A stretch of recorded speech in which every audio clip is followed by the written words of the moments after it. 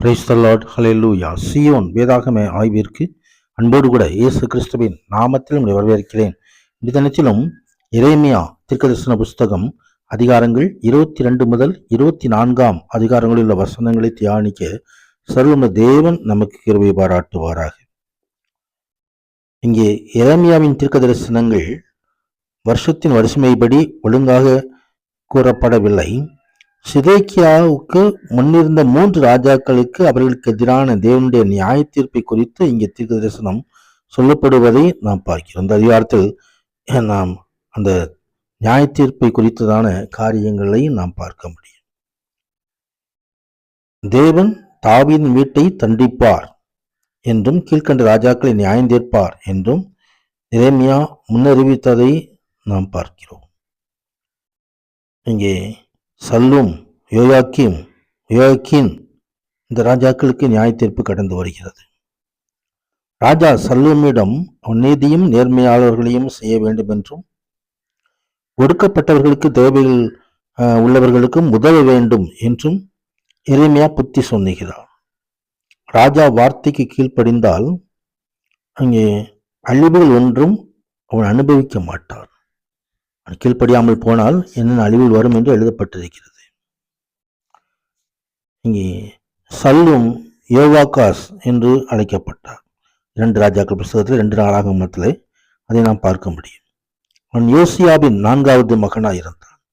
எகிப்துக்கு அவன் கொண்டு போகப்படுவதற்கு முன் 3 மாதங்கள் அவன் ராஜாவாக இருந்தான். எகிப்திலேயே அவன் மரித்து போனான் என்று சொல்லி வேதத்திலே நாம் பார்க்கிறோம்.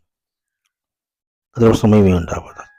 அதே வேளையில் யோயாக்கீம் ராஜா செய்த அநீதியின் பாவங்களுக்காகவும் கொடுமையான காரியங்களுக்காகவும் அவனுக்கு எதிராக வெறுப்போடு இந்த தீர்க்க தரிசனம் சொல்லப்படுகிறது.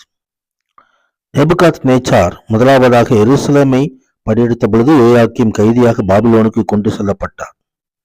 பின்பு அவன் விடுவிக்கப்பட்டு எருசலேமுக்கு புறம்பாக அவனுக்கு மரியாதையற்ற அடக்கம் கொடுக்கப்பட்டது. இங்கே தொடர்ந்து 16வது வசனத்திலே சிறுமையும் எளிமையுமானவனுடைய நியாயத்தை விசாரித்தான், அப்பொழுது சுகமாய் வாழ்ந்தான், அப்படி செய்வதல்லவோ என்னை அறிகிற அறிவு என்று கர்த்தர் சொல்லுகிறார். இங்கே எளிமையானவர்களை விசாரிப்பது தேவன் விரும்புகிறதான ஒரு காரியம். நான் பசியாயிருந்தேன், எனக்கு போஜனம் கொடுத்தீர்கள். தாகத்தோடு இருக்கும்போது தாகம் தீர்க்க வேண்டும், வஸ்திரம் இல்லாமல் இருக்கும்போது வஸ்திரம் கொடுக்க வேண்டும் என்றெல்லாம் எளிமையும் சிறுமையானவர்களுக்கு உதவினால் தேவனுடைய ஆசீர்வாதையும் நித்திய ஆசீர்வாதங்களை நாம் சுதந்திரிக்க முடியும். நேபுகாத்நேச்சாரின் 2ஆம் படையெடுப்பின் போது யோயாக்கீன் பாபிலோனுக்கு கொண்டு போகப்பட்டதை குறித்து நாம் பார்க்க முடியும். முன்பாக 3 மாதங்கள் அங்கே அரசாண்டதை குறித்து வேதம் தெரிவிக்கிறது. 23வது அதிகாரத்திலே மேய்ப்பர்களுக்கு ஐயோ என்று ஆடுகளை கெடுத்து சிதறடிக்கிறதான அந்த மேய்ப்பர்களுக்கு எதிராக தீர்க்க தரிசனம் சொல்லப்படுவதை குறித்து நாம் பார்க்கிறோம். ஆசாரியர்களும் கள்ள தீர்க்க தரிசனமாய் யூதாவின் ஆவிக்குரிய தலைவர்களுக்கு ஐயோ என்று எரேமியா தீர்க்கதரிசனம் உரைத்தார். அவர்கள் மக்களின் நிலைமை குறித்து சிறிதும் கவலைப்படாமல் தங்களையே செழிப்பாக்கி கொண்டிருந்தார்கள். அவர்கள் அழிவு அந்த மக்களும் சேர்ந்து நாடு கடத்தப்பட்டார்கள். தேவன் என்ன செய்வார்? அவரே ஆடுகளில் மீதியாட்களை சேர்த்து தொழுவங்களுக்கு கொண்டு வருவேன் என்று சொல்லப்படுகிறதை நாம் பார்க்கிறோம். அவர்களை சரியான முறையிலே கவனிக்கும் மேய்ப்பர்களை அவர்களுக்கு கொடுப்பார். அவர்களது மேய்ப்பர் நீதியின் கிளை எனப்படுகிறாய் மேசியா, இயேசு கிறிஸ்துவானவர் ஒரு நீதியுள்ள கிளை என்று எழுதப்பட்டிருக்கிறது. தாவீதின் குடும்பத்தாரை கிமு 586 தேவன் அளித்த போது தாவீதின் கிளை வெட்டப்பட்டு போய்விட்டது. இருப்பினும் தாவீதின் வம்சத்திலிருந்து நீதியுள்ள ஒரு கிளையை எழுப்புவதாக தேவன் வாக்குத்தத்தம் செய்கிறார். இந்த ராஜா இறுதியாக நீதியும் நேர்மையும் முழுமையாக செய்வார். இயேசு கிறிஸ்துவாகி மெசியாவை இந்த தீர்க்கதரிசனம் சுட்டி காட்டுகிறது. சமயமே உண்டாவதாக. அவர் நீதி செய்கிற தேவன். சமயமே உண்டாவதாக. தொடர்ந்து தீர்க்கதரிசிகள் நிமித்தமாய் சொல்லப்படிதான காரியங்களை நாம் பார்க்க முடியும். பொய்யான தீர்க்கதரிசிகள். தீர்க்கதரிசிகள் நிமித்தம் என் இருதயம் உள்ளத்தில் நொறுங்கி இருக்கிறது, என் எலும்புகள் எல்லாம் அதிர்கிறது. கர்த்தர் நிமித்தமும் அவருடைய பரிசுத்த வார்த்தைகள் நிமித்தமும் நான் வெறுத்திருக்கிற மனுஷனைப் போலவும் மதுபானம் மேற்கொண்டவனைப் போலும் இருக்கிறேன் என்று சொல்லி எரேமியா தீர்க்கதரிசனம் சொல்கிறதை நாம் பார்க்க முடியும்.